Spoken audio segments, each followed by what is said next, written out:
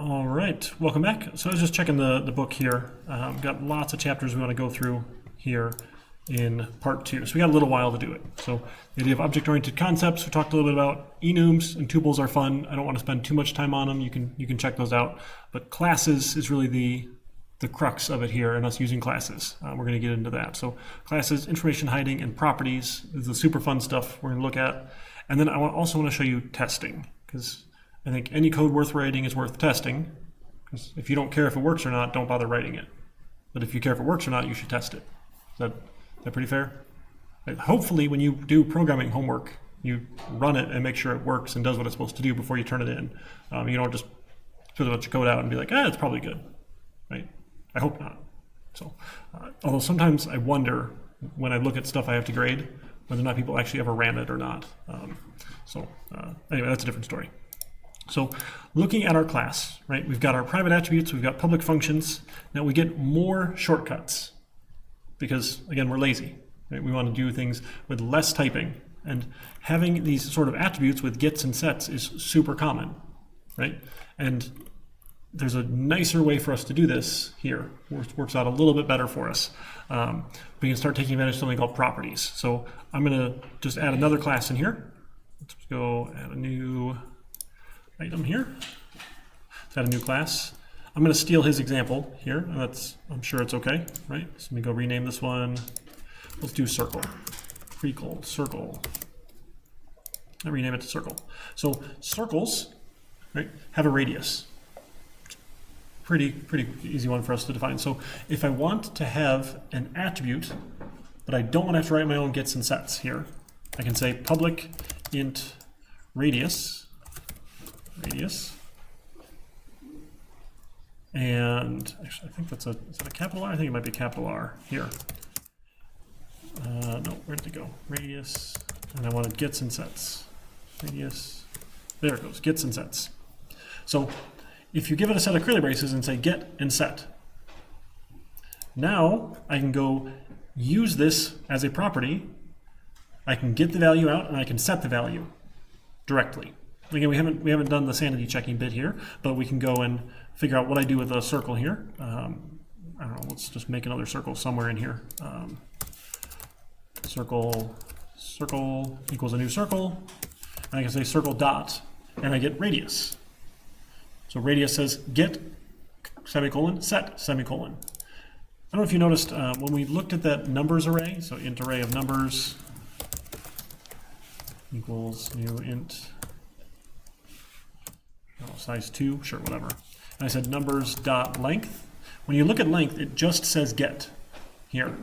This is our clue. You can't set this value. It's a read-only value. You can get it, but you can't set it.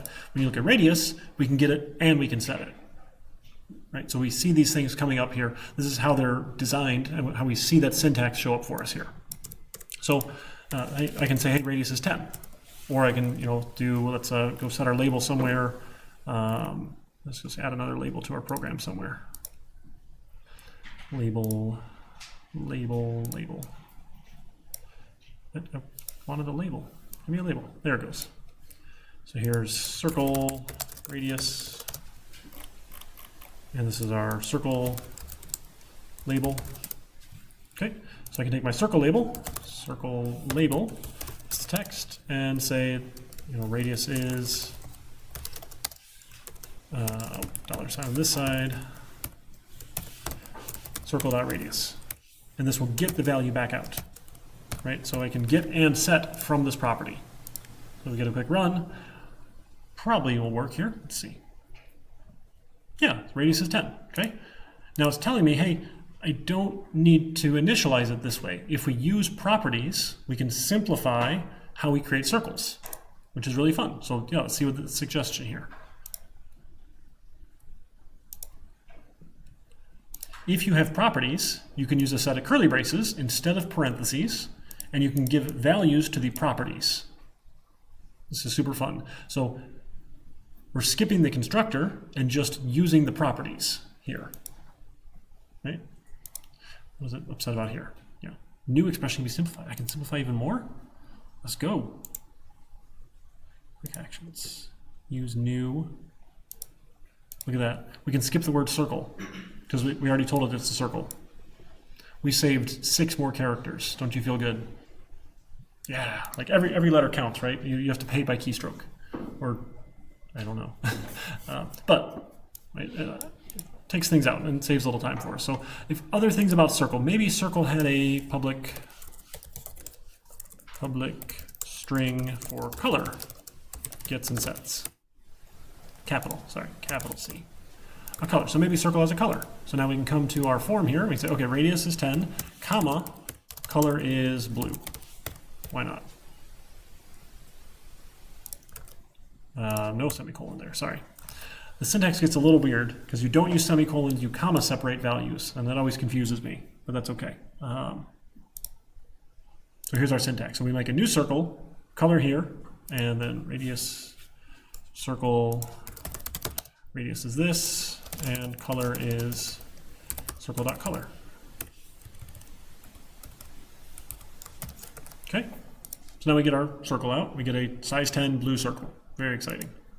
Other fun things we can do, right? With those expression-backed properties, I can have a public int, probably a double here at this point, right? Because radius might even want to be a double too, because who knows what sort of numbers you're going to set that to.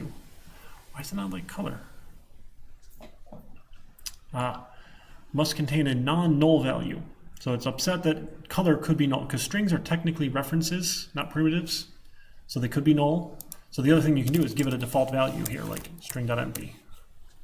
Now that goes away. So it's a default value if you don't go set it.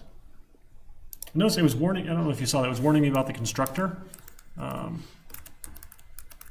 on. Oh, goodness. It says, when exiting constructor, but there's no constructor. So that default constructor that gets generated for you, just like in C++, you get default constructors if you don't give one yourself. These properties are instantiated in the constructor with this cool, like, syntactical sugar. It's my favorite term for this. It's just syntax shortcuts for us doing this. But again, we can give it a nice little default here. That way it doesn't complain here. So radius then, yeah, probably a double for radius, that's fine. And then how about an area?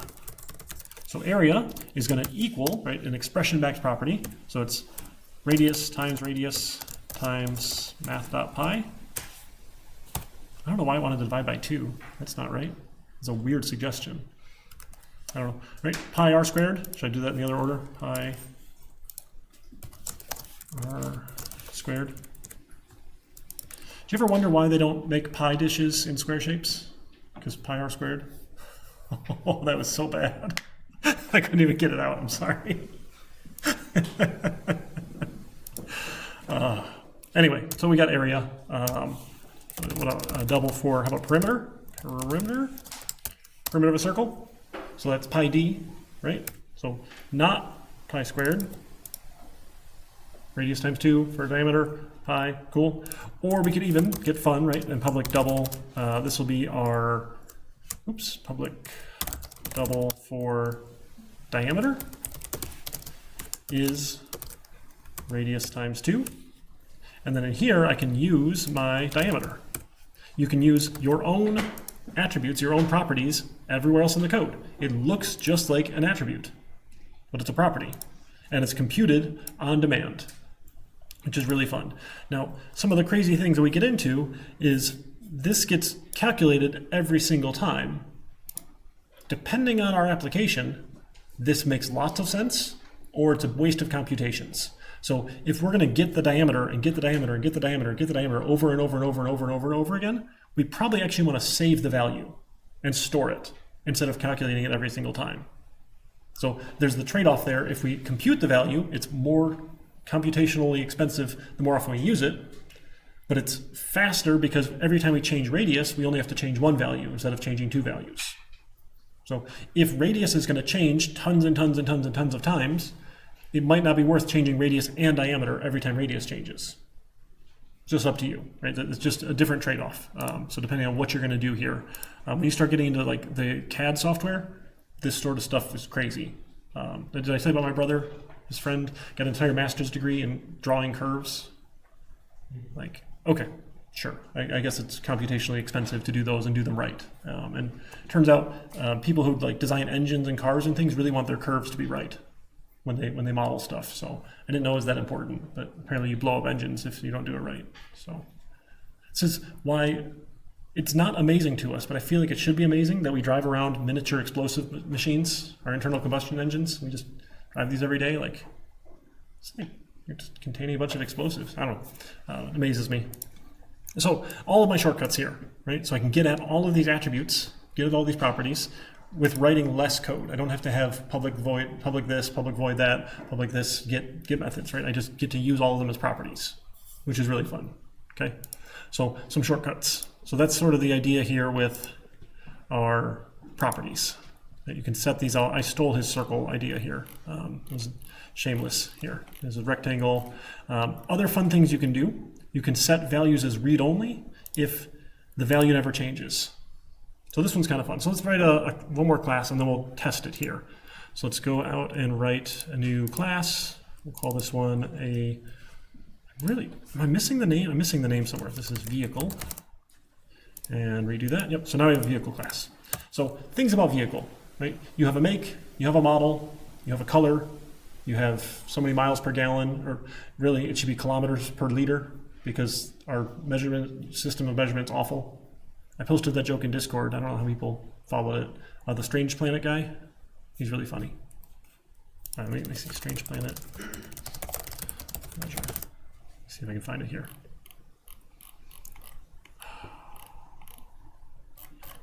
Is it the comic? Oh, come on. I don't know where it is. I'll find it later. It's in the Discord. I can go pull it up later. You will laugh. It's really funny, I promise. All right, so vehicle. So vehicles have strings for make. Now, how often does the make of a vehicle change, right? Does it ever change? No, so we probably don't actually want to have a public set method for this. So what I can do is I can say, hey, I want a private set method for make.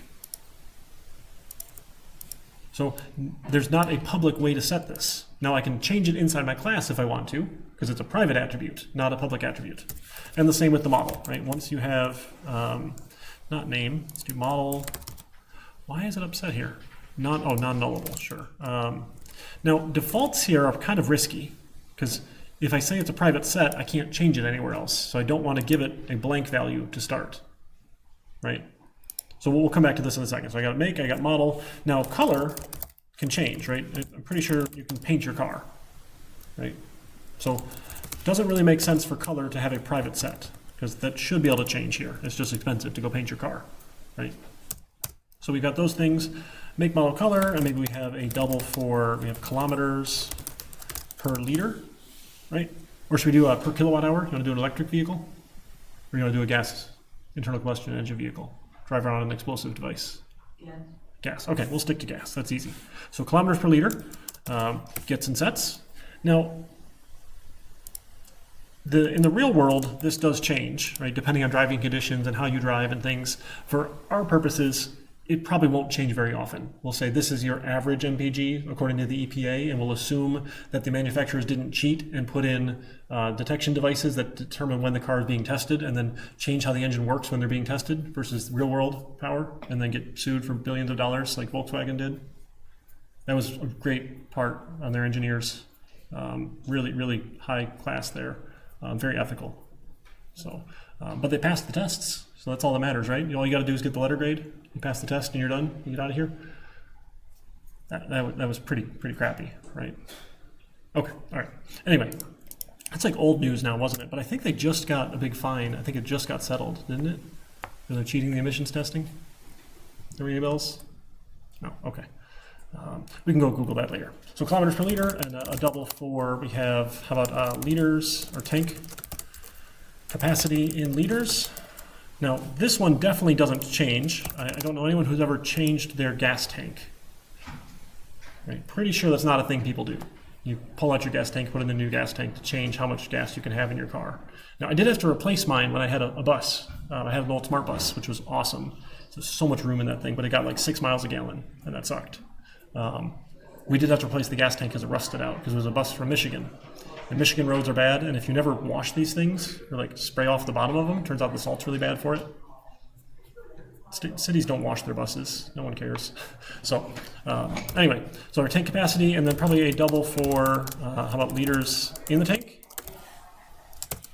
Now, I don't want you to go and just change this value. So I'd like this to be private, because when you go to the gas station, you don't just say, hey, now the gas tank has 15 liters in it. There's no like magic number. You add gas to it, right? Little bit by little bit by little bit, and you hopefully don't overflow your tank, because that's no fun. So we're not going to let you change this value directly. We're going to use public methods to make sure we have integrity in our class here, right? So gets and sets for that, perfectly fine. Now, it's a little upset still, right? Because we have these values now. Doubles are primitive types, get defaults. Thank you for closing that. Our strings don't, so they might be null. And that's probably no good here. So we can still write a constructor here. We're going to write public vehicle. And we want to take a, oops, where'd it go? Wow, look at that. It's suggesting all this code for me. I love it. Now, liters in tank I don't want here. I don't want that as an argument. We're just going to say every new vehicle starts with an empty tank, because that probably makes sense, right? I don't think you can fabricate tanks with gas inside of them. Or I probably wouldn't want to assemble a vehicle with gas in the tank as I'm assembling it. It feels like a bad idea, and OSHA would probably be upset with us, right? Okay, so we're going to say all new vehicles start with no gas. Sure. So you tell me the make, you tell me the model, you tell me the color, you tell me your kilometers per liter, your tank capacity in liters, your liters in the tank. Okay. Now I don't need to write any get methods, because these are all properties. I don't need to write any set methods yet here, because you can set the color. Make and model we're not going to change. Now tank capacity is not going to change. Kilometers per liter is okay if it changes. We probably want some sanity checking around this though, because if someone goes to change this and they give me a really weird number or like a negative number, that's no good, right? So we've got some syntax for that, and I have to go copy paste here because I can never remember what that looks like. Where did it go?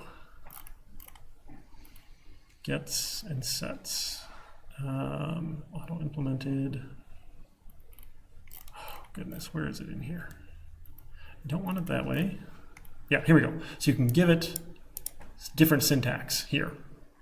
So our get is perfectly fine, but our set we want to change here. So our set method then gets its own set of curly braces on how we want to do sets. So get, goodness. It gets its own set of curly braces too then, right?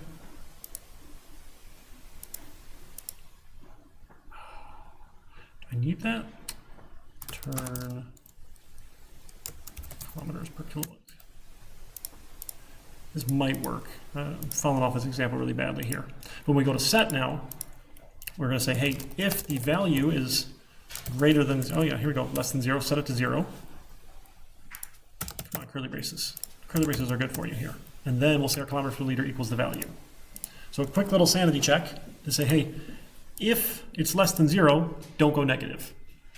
Your vehicle can get no kilometers per liter, sure. It just, I don't know, the drive shaft isn't attached or something. Vehicle part names. That's a thing, right? I know there was a problem when they had to tow the bus, because they had to like disconnect the thing, and the poor guy had to take the whole thing off. That was fun getting it towed. You don't need a special tow truck to tow a bus. You probably knew that, but didn't realize that when I called the tow company. They're like, hey, I need you to tow my vehicle. The first tow truck that showed up was like, I can't tow that. So yeah, that was fun. Anyway, so we're going to return the value for get, and our set was just do a quick little sanity check here, make sure that we are something more than 0, at least 0 or more, right? So now I can make some vehicles. So that one's good. Now our liters in tank set, capacity tank set, those are okay. Probably want to check those here as well. Like if you set my tank capacity to negative and I never ever change again, weird stuff is going to happen. Right, so it might be worth doing some sanity checking here. So if my tank capacity in liters is less than 0, tank capacity in liters equals 0, sure, and then set it, sure. We can do other things later, but that one's probably okay. Liters will start at 0, kilometers per liter. We can go change later if they give me a bad value, right? Could probably do these. That look okay? All right, so now we got vehicle. Now, ways that you interact with vehicle. These get methods and set methods are really boring. I'm sorry, you just shout at me here in my own little world. I'm a little confused on where the value is declared as a variable. So this value variable is magic. It's because this is a property, when you go and do something with it, you get a value by default. So we don't say you have to pass a value. It's implied that when you go use this parameter, you're giving it a value for set. So it's just magic.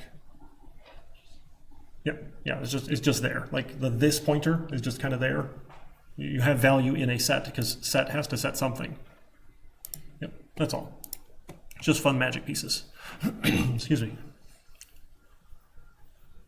Do not assign property within its setter, so we'll call it infinite recursion. Uh-oh. Did a bad thing here. What do I want? I don't think that's what we want here. That's unfortunate. All right, so we can give it a private attribute and back the property with a private attribute. That's probably how we're supposed to do it here. So we might have a private double. Now, the convention for private values is an underscore. So when we're looking at our list of values, all the underscores, all the private things get dropped to one section, right? So we can have kilometers per liter here. Then we can return that value and set that value. This is probably the proper way. So it's backed with a private attribute. So private backed property. A little bit of extra typing here, but now we get the sanity checking here without having to do public gets and public sets, and everything looks like a property when I'm going to use my vehicle. Right? So if we wanted to make a vehicle, car equals a new vehicle. What kind of vehicle should we make? Jeep. What kind of model is it? The Commander? I think those are the little truck ones, right? You know what those are? My mom is a 2016 Jeep. That's all I know. I know very little about cars. Okay. What kind of Jeep? Is the Commander okay? Is that a thing? What? Jeep Wrangler. A Wrangler? Yeah. I guess All right, a Wrangler. Color? What color is it? red. I heard red, sorry. All right. How many kilometers per liter does a Jeep Wrangler get? The number doesn't actually matter. Can we say 10? And the tank capacity in liters, those are probably pretty big, right? Probably like 25. So 13 times 1.6, 16 plus 7. That's a bunch. We'll call it 25. So now we got a new vehicle. It's like, okay, well, I can use just the new keyword and I can get rid of that part. Sure. Now we got car. Oh, we don't need that. That suggestion is not helpful here to rename this to underscore. Not a great suggestion. Okay, and then car dot, this whole thing, all to get this. So now I have kilometers per liter, I have tank capacity in liters, I have color, I have liters in tank. Right, I have my attributes here. Were these the 5 we set up? Tank capacity is a private set. Model is a private set. Make is a private set. Liters and tank is a private set. Kilometers per liter, I can set. So this is the only one I can go change directly here. Right, so if we wanted to go set that, say, to -5, when we're done, it should stop at 0, right? So maybe we add another label. I'll use a circle label, text. Or we can just run into debug mode too, right? I think we can do that. Let's just run into debug mode. That's fun too. That way we don't have to set more labels. All right, so I'm going to step into automatic step over a property or operator. Yes, I want to be notified. I wanted to step into. It didn't let me step into. That's unfortunate. I think you have to put a break on the class meeting. Maybe. Let's see. So that was our set here. Let's try it again. I wanted it to break. Okay, there we go. Yep, so when we see values 10, oh, this is for the constructor, right? When my value is 10, because when the constructor was setting it, it was calling it here, right? We can see on the call stack, this was the vehicle constructor from this line, right? From form here, right? You see your call stack. So it's set to 10. Great, everything's good for that constructor. Now we're going to set the kilometers here. Value is less than 0, so we're set it to 0. Set our kilometers per liter to 0, and life is good. So now if I look at my car class, in debug mode, right, I see all these values here. They look like values I can see because they're properties, which is nice, right? And I do see the private backed attribute here. Yeah. So on the error checking, is it like an implied else statement? Or, because if you had a negative number in there, I'm going to go back to it would vehicle. set it to 0 and then would set it to a negative. No, so we're changing the value of the argument here to 0. So I've erased your negative here, and I've replaced it with a 0. Yep, and it only changes if it's less than 0. So positive number, nothing happens, we just set it to your positive number. Yep. All right, good so far? So now my vehicle, now let's actually do something. So things we do with vehicle, right? Other public methods, right? These are, when we're designing classes, these are the things your vehicle does, the verbs, the things that they do, right? The attributes, its attributes are the things about it, right? So things you do with vehicle, you probably, how about a bool here for drive? And if you're gonna drive, you need probably a double kilometers to drive. So tell me how many kilometers you wanna drive. Oh yeah, okay, so we didn't have the bool yet, that's fine. And we'll tell you yes or no, true or false, you can drive that far or not. Because eventually you'll run out of gas. Right, so if I know how many kilometers I want to drive, I need to check and see, hey, if the liters in the tank times my kilometers per liter is greater than or equal to my kilometers to drive, then I can do it, right? See how much is in the tank, multiply by how many kilometers I get per liter. If that is greater than or equal to my kilometers to drive, yes, this is going to work. Now I need to take gas out of the tank. Right? As we're using my object, things will change in it here. So we can go take some liters out of the tank. So we'll take my liters in tank minus my kilometers to drive divided by the kilometers per liter. Kilometers per liter, right? So if I wanted to drive 10 kilometers and I get 10 kilometers per liter, I will take 1 liter out of the tank, right? Some pretty quick arithmetic, okay? And then I'm going to return true. Hey, this worked. Everything was good. Otherwise, I'm going to return false. Now, I don't need an else here, because when you hit a return, remember your method's done, function's done. So an else here is just redundant. You've done more typing than you need to. It doesn't hurt anything, but most of the time you won't see it. It's sort of a good goal here to reduce the number of tabs that you have. The least tabbing if possible is usually preferred. Because like if you have 7 or 8 levels of indentation, it just gets really hard to see. So avoiding indentation is a good goal. All right, so let's drive, great. And then we need a add gas. So public bool add gas. So we have a double for liters to add. Again, anytime you're dealing with measurements, add your units. Make sure the unit's in this variable name here, right? We should know that's in liters, not gallons, right? And if everyone works with the same unit of measuring system, we don't blow up rockets. Because one time with one of the international collaborations, someone forgot that we're supposed to use the metric system because the rest of the civilized world uses the metric system. And they used our system of measurement and we blew up a rocket. It's bad news. Right? You don't want to do that because that's really expensive. Nobody got hurt, thankfully. It was like a supply rocket or something like that. But terrible practice, and the reason why the U.S. should switch to the metric system because it's a superior system and everyone else in the world uses it. But they don't let me make public policy. Who knew? I guess I'd have to run for election. Don't vote for me. It would not go well. All right, so adding gas, similar idea here. We're going to see, can I add this amount of gas to the tank? So pretty quick here then, I have my liters in tank. If that, I don't know, plus the liters to add is less than or equal to my tank capacity in liters, then life is good, I can add it. So we'll take the liters in the tank, plus equals the liters to add. And then we'll return true. Life is good. Otherwise, we'll return false. You can't do that. That's too many, sort of thing. We'll get to exceptions later. That would be the right thing to do. For now, we're just returning true and false and hoping someone pays attention. Later, we'll crash their program on them and make them feel bad about themselves with exceptions. Okay. But now we can add gas. So we can add gas. We can drive. Life is pretty good. As we're driving, it might be fun to have an odometer value, right? Would that be fun to have? Like track how many miles we've gone? Everyone likes watching their odometer, right? So I'll have a public int. Is that a double? They have like tenths of it. Let's just do an integer because now we should do double. Everything else is double. So we'll have odometer reading in kilometers. It's a little bit terribly long, but that's okay. So we want get and probably private set. Right? You can't change this outside of the code, but I want to be able to change it inside the code. Now with make and model, I can actually even get rid of the private set here, right? I can just have it happen in the constructor, and it's okay. It's not going to yell at me yet, because I'm setting it in the constructor. I won't be able to set it anywhere else, but now it's essentially read-only, right? We said you can set it once in the constructor, never again, anywhere else. So that's an option. Let's see. Yeah, we don't need to generate any of those. Okay, so the odometer reading when we drive then, if drive was successful, we'll take our odometer reading and we'll add to it the kilometers to drive. Otherwise, that odometer reading doesn't change. So just some fun stuff there, okay?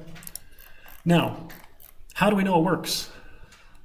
Well, I can go and put a bunch of code in here and look at the code and run debug and test stuff. Do you think that's very effective?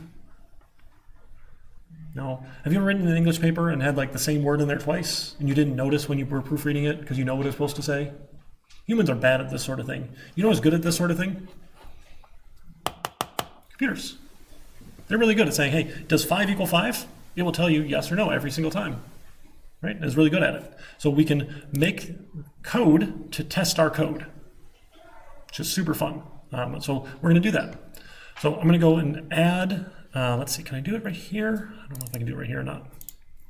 Say, create unit tests. Here we go.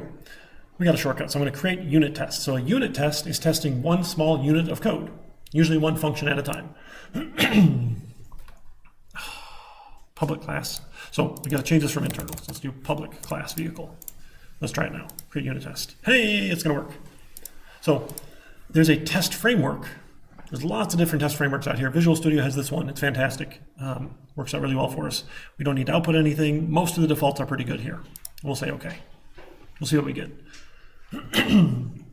It generated a brand new project inside of my solution. Right? Solutions are one or more projects. The reason why this is nice is eventually when we want to ship this code and give it to a customer or give it to someone for them to use, when we build it for release, we don't include test projects. So only the code that is released is the actual code. All the testing stuff stays with us. So that's why there's this option here when you go to debug, right? We're debugging. There's also in the build menu, you can package. You can package it differently for releasing. You can do all sorts of fun stuff here. We don't have time to get into all the cool things that it does, right? But that's okay. So we get a couple things here. There's this fun, these square braces are annotations. So we see this is a test class, vehicle tests. We see a test method called vehicle test, drive test, add gas test. So we get some fun method names here, okay? Right now they're failing, assert fail, which feels bad, but that's okay. So if you go to the test explorer, if you don't have it, you can go to view, go to test explorer here, and we're gonna run all the tests. Now, they're all gonna fail for now, but that's okay. We're just gonna go find our tests and see what it looks like here. So I get a bunch of red X's. I get test failed, test failed, test failed, assert failed, assert failed, assert failed. They were supposed to fail, that's okay. So this is the start. So the computer can run the tests and tell me whether or not they passed, because it will compare values that I tell it to compare and will tell me if it worked or not. So when we do our tests, I'm gonna skip vehicle test for right now. Let's look at add gas. That's probably the first one we wanna test here. So we're gonna follow this AAA convention. It's just a convention, you don't have to do it this way, but you're gonna assert, or I'm sorry, you're gonna arrange. So we're gonna set up the variables we need for testing. And then we're gonna act, this is call the code we're testing, and get values. And then we're gonna assert. Did we get what we expected?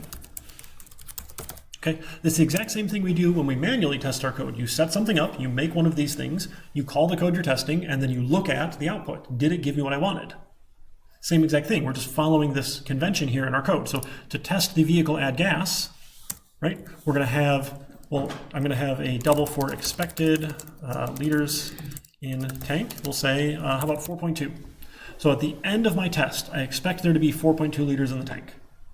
I'm just picking a random number, something. Here's the value I expect it to be. Now I need a vehicle to test with. So I'm going to say my vehicle, no, not vector, vehicle equals a new vehicle. Now I don't care about the make, I don't care about the model. So, empty quotes are fine here. I don't care about the model, I don't care about the color. I don't really care about the kilometers per liter either. I do care about the tank capacity. So it needs to be at least 4.2 if I'm going to add 4.2 liters, right? I'll just say 5 for now. So I've set up the variables I need for testing, right? I have what I expect it to be, and I have a vehicle. Okay, now I'm actually going to call the code. So we'll say vehicle.addGas, and let's add the expected liters in the tank. Let's try and add 4.2 liters to a tank. Now we need to get the value back out. What is the actual value? So I'll have an actual liters in tank is my vehicle.liters in tank. All right, vehicle, tell me, how many liters do you have in the tank now? Right, we got the value back out. Now we're going to assert. So this is assert dot r equal my expected and my actual. So I expect these two to match. I expect them to be equal. Whatever they happen to be here, I should be 4.2. It's going to check, does 4.2 equal whatever vehicle told me what liters in tank was? Should be 4.2 if we wrote the code right. So we can run our test. When I right-click Run Test, you can go back to Test Explorer, got lots of options. And now you notice this changes to a green check mark. It passed. It's happy, which is super fun. So what's cool here, though, if I hard code this in as a 5, which is not a good practice here, but I want to run my test here again and show you what it looks like when it fails. So I hit failed here. I go to my Test Explorer. It says, hey, it expected 5. It actually was 4.2. So giving those values here, we can see them come up in our test message here in the Test Explorer, which is awesome. So we put that back to expected liters in tank. Okay? So I've tested a little bit here, but I'm not actually testing all of the code yet, right? Other things were supposed to happen. Right? It was supposed to tell me true. I didn't do anything with that. So code is running that I haven't checked to see if it worked. So I should also then test a result. So on a Boolean result is add gas. And then this should be true. So I can say assert is true, my result. So I should get a true result back, a Boolean back, and I should get liters in the tank here. So I'm going to change this add gas, we'll call this successful. And then I'm going to copy this whole thing again here, and we'll say unsuccessful. Because I want to make sure that all of my code runs when I test it. If I don't test where adding is unsuccessful and I get a false result, I don't have any confidence that it worked. So the idea here, there's a technical term called code coverage. How much of the code that you're testing is covered by your tests? How much of it is running? If I never test that I return false, I don't have 100% code coverage. I don't know if it's going to work, right? Any code we wrote is worth testing.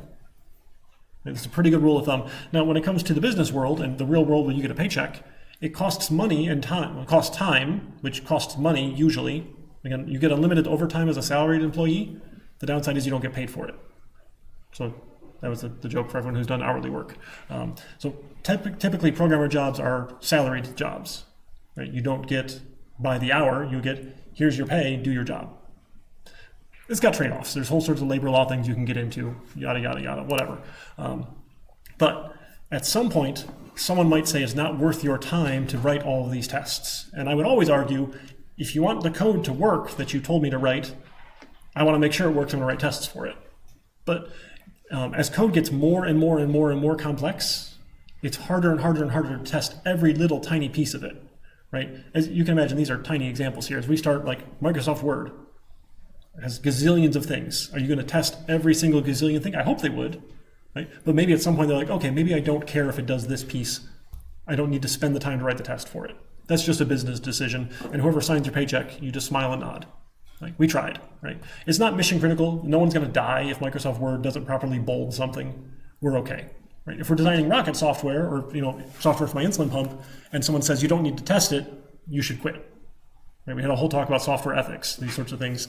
Don't do that sort of thing, right? Don't risk people's lives to cheap out on things. So that's a whole other story. But we want to get to 100% code coverage. That's the goal. That's an ideal. We don't always get there.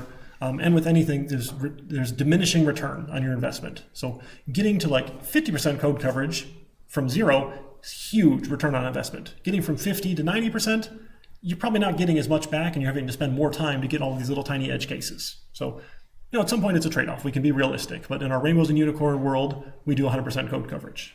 Every line of code will run, every line of code will be tested, and we feel good about it here. Anyway, so if it's unsuccessful, right, I'm going to say it should be 0 here, and we'll say tank was, I don't know, we'll just leave it at 0, I guess, and we'll just add 5. It should not work, so this should be is false, right, a false result, and I should still have 0 liters in the tank, right, if I try and add 5. I feel a little bad having magic numbers here, but it's not that important. Right, so we'll run this test. We'll see if it works. So unsuccessful, worked, and we can run this one, or we can just run them all again, right? Got some run options here. And we get 2 that are passing. Life is good. And in the vehicle class, we get this cool little code lens that says, hey, 2 of 2 tests are passing that use this function. Good news, your tests are passing. It's pretty fun. right? So same idea for drive, right? Things will change if it's successful, things will not change if it's unsuccessful. So we can test two different versions of drive. Now it's pretty much the same thing here now, right? So we're going to set up the things we need. So I don't have an expected liters. Actually, I will have an expected liters in tank. Right? When I drive, the liters in tank should go down from my value. So if I add 5 liters and I drive, something should happen. So some of our values get to be important here. So I'm going to leave this decimal place because that sounds like fun here. And we'll say, hey, the tank capacity is 5. Now the kilometers per liter is kind of important here. So we'll say we get 10 kilometers per liter, right? Now we're not testing add gas. So I'm just going to move my add gas here up to the arrange section because we're not testing this piece in this unit test. It's just a style preference here, right? So we'll say, hey, let's go add all 5 liters here. Okay. Now we'll get a vehicle.drive, vehicle.drive. I'm going to drive. So if we expect to get to 4.2 here and we get 10 kilometers per liter, if we drive 8 kilometers, that should take off 0.8 liters, right? I think that math checks out. We'll try it and see, right? Maybe it'll fail. So we get the Boolean result, and then we'll have an actual, here, so we're double actual odometer reading. I'm sorry, expected odometer value, I don't know, odometer kilometers, something here. We'll say is 8.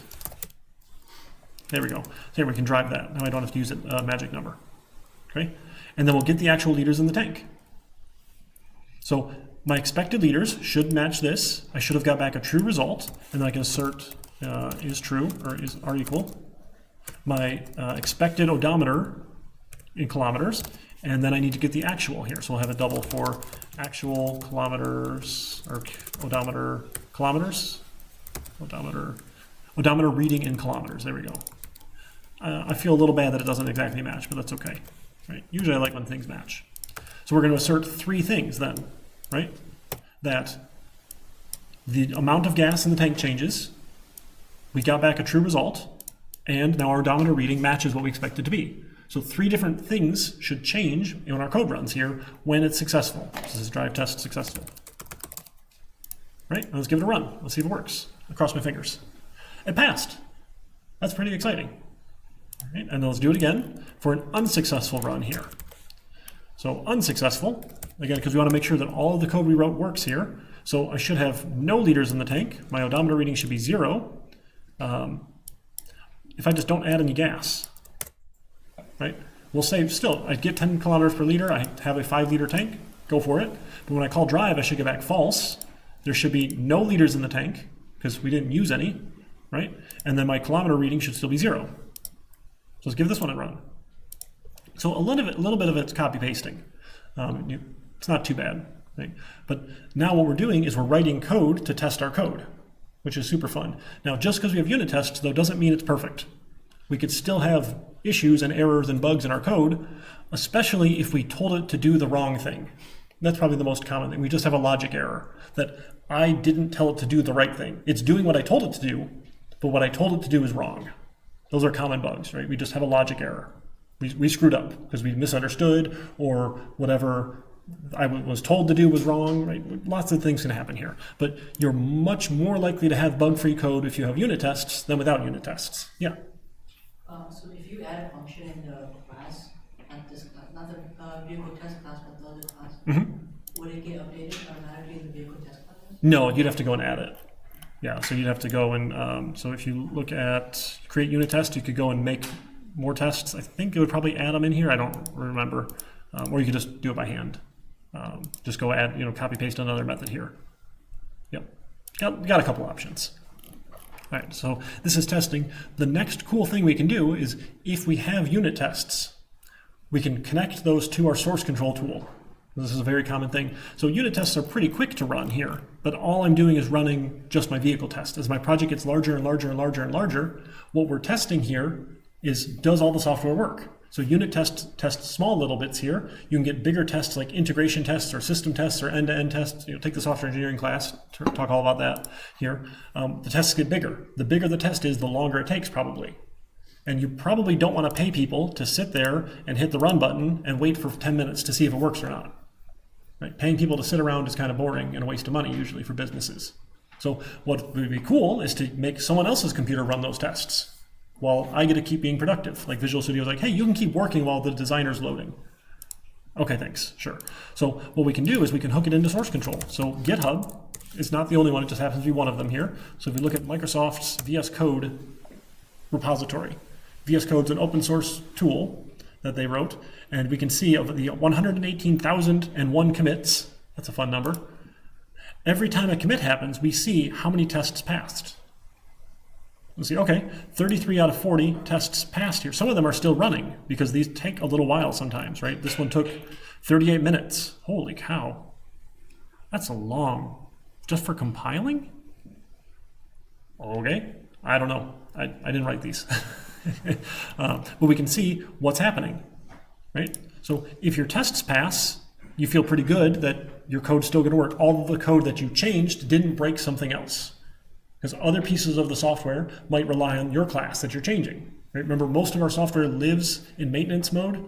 You spend a bunch of money to write it, and then you want to keep it around as long as possible and keep it updated as cheaply as possible so you can get as much return on investment on it. So if tests don't pass, you're like, oh, maybe I broke something. I have to go look and see what happened. Ideally, that means the code stopped working. Sometimes with your tests, weird things can happen, and that's a whole other issue here. But ideally, tests pass. It looks like a bunch of them failed in a row. I don't know what it was here. But we see, hey, this time, this one worked, and this one worked, and this one worked, and this one worked. Add just into endgame notebook. What is this? They changed the notebook, my endgame GitHub. Okay, no wonder the test passed. All they did was change this little GitHub issues file. Sure. But this sort of thing. So if you can continually run your tests when code is integrated, you have continuous integration testing. As code gets committed to your repository, you run the tests. And generally it's frowned upon to make the tests not work or break the tests. Then you have to go fix it. So the testing process is a step to make sure that our software does what it's supposed to do. Depending on your software and what it is and all sorts of fun stuff here, the step after that is if you think your tests are good enough and cover all the things you want to cover, you can have continuous deployment. If the tests pass, you can write software that automates the deployment process. Really easy for web applications. Hey, I made a change to my code, all the tests pass, go update my web application. It will actually go and deploy the code to your production servers. Yeah. So you're saying every time you commit, like all the tests that you previously wrote are going to get tested again? You can make it do that. There are tools that will do. So GitHub is a tool that can do that. And there's lots of these continuous integration engines. So continuous integration engine. I think it's engine or something like that, or tool, or like all sorts of people will let you do these things here. Semaphore, no, whatever. So you got options for it. So if we have all that going and we set it up for a continuous deployment, so they're called pipelines. I don't know who came up with the idea. You just imagine stuff flowing through, right? And if it all passes, it deploys eventually. So I've got friends who now work at Khan Academy. They're up their website for Khan Academy, which is fantastic, by the way, especially if you need a refresher on math. Will update dozens of times a day as their software engineers work on their software on their website. And it's all automated. So the shorter amount of time you can get from I write some code to it's in my end user's hands, usually the better. Because then you can get faster feedback to know, hey, is this a feature that works? Is it doing what you expect it to do? Is it good? These sorts of fun things. And it works for all sorts of software. So the GitHub desktop client updates itself all the time. Every so often it's like, hey, there's an update, you need to restart. It's happened more than once a day. So I imagine it's hooked into some sort of pipeline as well. They don't open source that one, but that's okay. So you can see that the faster you can get your software deployed, the easier it is to make changes. The easier it is to be flexible and change quickly for your end users. And generally that's a business advantage. Right? The faster you can get software out, working software out, the faster you can change things for your end users, the better. That's where we drive our value. So all sorts of fun stuff there. So this is tests. Okay. So tests are fun. They're good stuff. Should we talk about the project? Or do you want to take a break? Project. All right, let's go. First person to shout wins. Let me get logged in here. Oh, come on, Canvas. There we go. I'm going to do a shameless copy paste here from last time because I really enjoy this project. Super fun. There we go. Come on, log in. There we go. Come on. Go back. There it goes. Okay. So I need to set up a new repo for you real quick. So this will be project 2. This one will have 2 weeks to work on. So not swipe immediately go out and play with something, but it's a little bit bigger. 97 winter 2024 project 2. Private repositories. Great. C# template. There we go.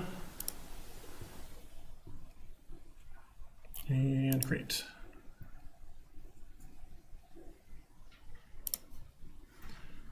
All right, so let me add this assignment. Project 2. We're gonna make Yahtzee. You guys ever played Yahtzee? It's not enough of you are saying yes. It's really sad. Yahtzee's a fantastic game. I think this was about 15 points. It'll be worth a little more than the other ones because it's a little bit more involved. So please put the URL of your repository. And a quick little copy paste here, shamelessly. Oh, come on. Come on. But not that URL in here. Don't need that one. So if you'd like, work with a partner. It's a good chance to get to know someone if you haven't yet. More than 2 is not cool, right? There's just not that much work. But it's a good chance to start getting to know someone because the final project is a group project. You can't do it by yourself. Okay? It's real sad. Why is that this link to an external site's obnoxious here? So we're going to build a little version of Yahtzee. Now, this one has Bill. We're not making Bill because Bill's the computer who knows how to play. Making a computer play Yahtzee, while it's doable for us, is more than we want to bite off. So we're just going to make 2-player Yahtzee where both players are the person in the seat. Right? I don't know, you're probably not old enough to remember having the hot seat computer games where you had to take turns sitting in the chair.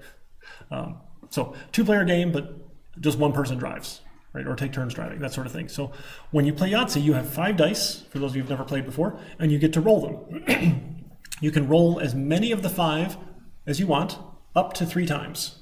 And the goal is to get the highest score. So there's 2 parts of your scorecard. There's the upper section and there's the lower section. The upper section is the sum of that number that shows. So it's your total value of 1s. So I have 1, 1. I have 1, 3, so it's the sum of all the 3s. I have 2 5s, so the sum of all my 5s is 10. I have 1 6, the sum of all my 6s is 6. So that's how these are calculated. If you want to not re-roll the dice, you can click on them. We don't need to do all the graphics here. Ours can be much more basic. I'll get to that in a minute here. But I'll say, okay, I want to not roll these ones. I want to roll the other ones here. Okay, well, I got 3 6s. That's pretty good. So the bottom section is much more interesting pieces here. So a 3 of a kind means if you have 3 of the same number, you get the sum of all of your dice. If you have a 4 of a kind, 4 of the same number, you get the sum of all of your dice. If you have a full house, which is a 3 of a kind and a pair, or 2 of a kind, you get 25 points. The small straight is 4 numbers in a row. 1, 2, 3, 4, 2, 3, 4, 5, 3, 4, 5, 6. The large straight is 5 numbers all in a row. 1, 2, 3, 4, 5, or 2, 3, 4, 5, 6. Chance is just the sum of all of your dice, and Yahtzee is all 5 numbers being the same, is worth 50 points. You can go look it up. You don't have to memorize any of this stuff. You can find the rules for Yahtzee. It's not hard. And as long as you're not selling it, we're probably okay calling it Yahtzee, but that is a trademark name here. So just don't go sell this, okay? Then we'll get in trouble here. So eventually, let's just for fun here, I'm going to keep the 6s and roll again here. Now I'm out of rolls. Bummer. So I have to now score this here. So up to 3 rolls, and then you have to score it in one of these sections. The trick here is, once you've scored it, you can't score in that section again. So once I say, hey, that's my score for 3 of a kind, I'm locked in. I can't go rescore that. So there's 13 turns for each player, and then the game is over. You see who has the highest score. Now we don't need to do the computer thing, but he got a large straight. Good for Bill. Right? So we'll go roll again. Okay. So 1, 2, 3, 4. I have a small straight already. Right? I'll see if I can get a 5. I didn't get a 5. Okay, I'll score my small straight. Sure. This sort of thing. So that's the Yahtzee game. Okay? So what we're going to do then is we need to show the possible scores and let them score in the scorecard in a graphical user interface program. Okay? We need to see what the possible scores are for that set of 5 dice. We can roll, players can roll as many dice as they want, up to 3 times, or three times. So not each die gets rolled 3 times, but 3 times of clicking the button to roll. Does that make sense? It's a little awkward sometimes, so I can't like re-roll this one die 3 times, and then this die 3 times, and this die 3 times, right? So all, as many as you want to roll at a time. And then after the game is over, we're going to let them play again, reset the scores and rolls. Okay? So we'll turn in a URL here for this. We got 2 weeks for this one, so it'll be February 8th when we come back. Make a little graphical user interface program. Now, figuring out how the scores work is not the hard part of this. You're welcome to do that if you like those sorts of things. ChatGPT is pretty good at it. The downside, though, is if you ask ChatGPT to do it and it does it wrong, you gave me bad stuff. Right? So what we're going to do is we're going to write unit tests. We're going to test to see, does my class calculate the scores properly? So we're going to have a couple pieces here. 20 points. Yeah, I'll make it 20 points. I like that. 20 points is even better. That's worth as much as the last 2 combined. So we'll publish this, then I can add the rubric. Okay, so this is project 2 here. So for 10 points, we're going to have our object-oriented design here. The copy paste here is so weird. I think that's probably the next piece here, right? Okay, object-oriented design. So we're going to have classes for business logic that the UI interacts with. The UI's job is to call the class and show the results. The business logic should happen in the class so I can test it. If you put all the Yahtzee logic into a UI, it's really, really, really hard to test that. There's ways to test UI code. It's messy, you don't want to do it. Right? So we want to have a class for the Yahtzee game or the Yahtzee dice or the Yahtzee logic or the scorecard, something here that will handle all the logic that is independent of how it's used. Because this Yahtzee game is going to be so fun, you want to turn it into a web application next. We're going to skip web stuff, but we could. Or maybe we want to turn it into a mobile application with the .NET MAUI stuff. The class itself shouldn't care how it's used, right? It just has methods. So things you do with the Yahtzee class or your dice, you can roll the dice, you can mark the dice to roll or not, right? You can figure out what your scores are. All of that doesn't care how it's being used. Right? That's the core business logic there. The UI says, okay, hey, they picked these 3 dice to roll, tell them to roll these 3 dice and tell me what all the scores are, and I'll fill out my UI with all the possible scores. I'll give them a button to click on to say, hey, save this score. Right? We got lots of options for it, okay? Then 5 points for it actually being correct. Again, this is not, the worst thing in the world here, but correct. So if you have it up and running, but it does it wrong, we don't get all the 5 points here. Right? Again, the goal is not that you can solve the puzzle of how do you calculate Yahtzee scores. That's really easy to do here. Right? But making sure you do it and do it right is good. And then 5 more points for testing. So even if you get all that stuff from ChatGPT, we're still going to test it then and see, did it do what it was supposed to do? So I can say, hey, for this given set of 5 dice, I expect to get this score on my full house. I expect to get this score on the small straight. I expect to get this score on the large straight. I expect to get, and I'm going to go through and test all of my scores. Right? Can I do this? Does it work if I have these 5 values here? Does that part make sense? Right? So if we separate out our logic, business logic, from the UI, we can test just the business logic. Here's the values of my 5 dice. Here's the scores I should get back out. Right? I've rolled 3 times. I can't roll again. Sure, something like that, right? You don't need to necessarily get 100% code coverage, and there's tools that you can pay for Visual. The premium version of Visual Studio will measure that for you. If you get the license you can get as a student, it's not really worth it. We're just going to eyeball it, and we'll say if you got most of it tested, we're happy. We being me, because I'm royal apparently. I'm sorry, it's a bad habit. That's the idea with Yahtzee. Okay? So when I demo this, it takes me about an hour. I expect it takes you folks like maybe 3 to 6 hours or so. If it's taking you more than that, stop and talk to me. Okay? Don't sink 10, 12, 15 hours into this. It should not take that long. Okay? Something's going wrong if it's taking that long, and we need to touch base. Okay? Is that fair? Right? Again, these are just exercises, right? You guys can code. You've passed your first coding classes. I'm just showing you can do cool stuff in C#. And now we have a chance to do something, it's kind of fun. Yahtzee's a fun game. I find it entertaining. But so later on, if you want, we can write a UI for it, or an AI for it, so that the computer can play and optimize its possible scores. And you can do all sorts of fun stuff with it if you want, that sort of thing. That's really interesting. Other notes real quick, if you've played Yahtzee before, there's a way to get a bonus score for getting another Yahtzee. Just forget about it. It's not worth the hassle. Just it's not that important, right? But technically in the game, you'd get 100 points for getting a second Yahtzee, and you could score it somewhere else, and it's got all sorts of interesting logic there. So don't worry about that, okay? Just once they've picked that score of Yahtzee, they can't get it again. We don't need to have any bonuses, okay? So if you want to work with a partner, I need one of you to accept the assignment, and I need both of your usernames. I can give both of you access to that repository so you can both make commits to it so you can push and pull from it.